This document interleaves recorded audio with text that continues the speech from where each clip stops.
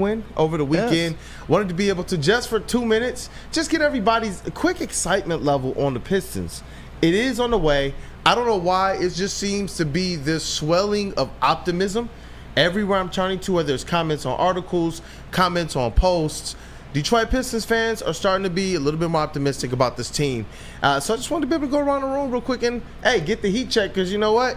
Woo Crew's going to be in the building for the home opener. Oh, yes, we will. And, yeah, I'm feeling much more optimistic as the time goes on. Yeah. And I think a lot of it has to do with the fact that I believe in J.B. Bickerstaff and I believe in Fred Vinson.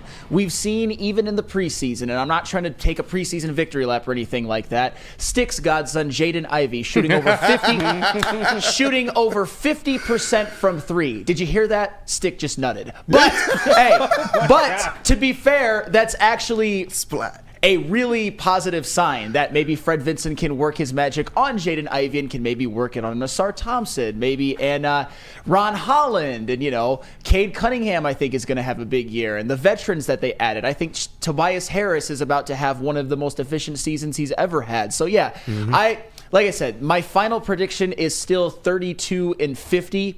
I could see it. Maybe creeping to where they're fighting for a play and playing somewhat meaningful games in March, but even 32-50, that to me is a successful first season. I like that. JB, what is the reason behind your optimism? Because I know everybody here is optimistic as well, but tell me why.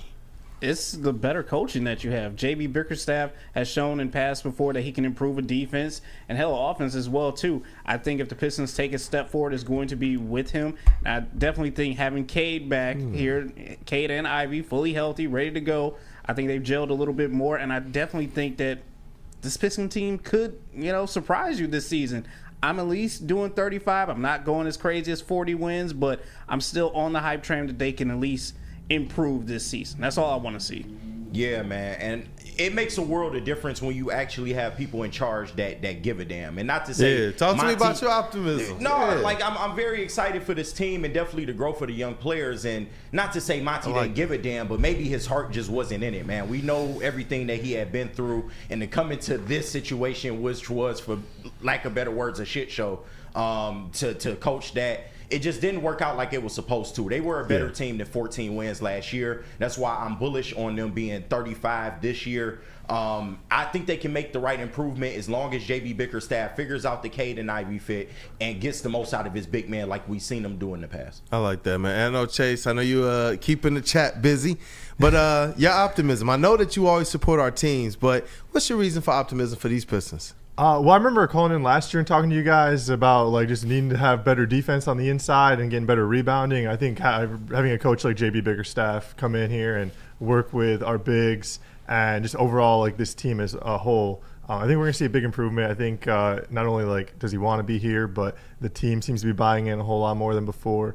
And I'm really excited to see not only what's going to happen with Cade this year, but Jaden Ivey seems to be he's really going to step up and hopefully prove everyone wrong who was trying to ship him out of town a year ago. Man, hey, you know what? And that's the word. Jaden Ivey looks like a person who is true to his word. He's one of those guys that if he says he's working, or if a coach says he's working, you believe it. You see it as it relates to his physique. You see it as it relates to his body of work. And it's not just now. What we saw through preseason was more of an improvement over the last 15 games of last season, where he shot 36.1% from behind the arc on over 5 attempts per game. He was already showing then, through all of the noise, through all of the BS, through all of the ups and downs, that he was ready to play. And he's going to continue to just work no matter what's going on around him. Those are the types of players that you want on your squad, especially when they're doing this at a young age. Well, and I think Jaden Ivey this year, I think he will show that he's very coachable. Unfortunately, last season, it didn't seem like there was anything he could do to make that man, Monty Williams, happy. And like I said this year, with the improved three-point shooting that we've already seen in the preseason to where it's over 50%, that to me is a great sign. And you saw them play really good defense in the preseason as well. And again, nope, preseason victory laps are not a thing. I'm always that guy. But at least in the NBA, you saw the starters and those guys play a lot of minutes, unlike in the preseason with the Detroit Lions where none of the starters played. No, you're not going to victory lap their defensive efficiency rating. But we can look at some of the trends though. Holding 3 of your 5 teams under 100 points, huge. and you can look at the fact that which one of us had a complaint about Jaden Ivey's defense like we did last year? When we just looked at the game, remember what we were saying last year? Nobody. I didn't see it. I didn't hear people say, "Oh, dang it, Jaden Ivey, he just cut back door because you turned your head, or you were late, or this." They were connected. They look like they're learning, and those are the things that when you're looking at preseason, that's what you're taking on. When we talk to JB Bickerstaff about what do you take away from preseason, he's like, it's if they're learning. Can we see that these guys are taking the next step as it relates to being in the right place, understanding what their responsibilities are, and that's the growth that I saw from the young guys through preseason. And Cade, I feel like there's been less discourse about him because I believe people just expect him to be that guy. He just got the bag. He took a good step this last year that was borderline all-star worthy, and I do believe a lot of people expect Cade Cunningham to just ball out this year and prove to be that leader. He's almost that guy who you just expect big things from, and whatever he does in the preseason is almost immaterial because it doesn't really matter. With Jaden Ivey, yep. I'm not saying that he had to show something in the preseason, but it's nice. It's nice to see, and what I'm seeing at least in the preseason, and one of the reasons I'm so optimistic to piggyback off of what you're saying is that JB Bickerstaff, he has a track record. Teams that he coaches play good defense. Teams that Fred Vinson is the shooting court, players that work under Fred Vinson improve their three-point shooting.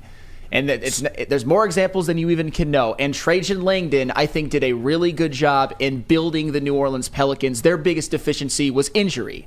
So guys with track records who are starting to show what they did at their other stops, I mean, what's the one of the greatest indicators of what they're going to be? Thank what you they've guys done in the for past. helping me write my my season opening article. Yes. Thank you guys for that. Yes. But to summarize, what I'm hearing is you guys believe.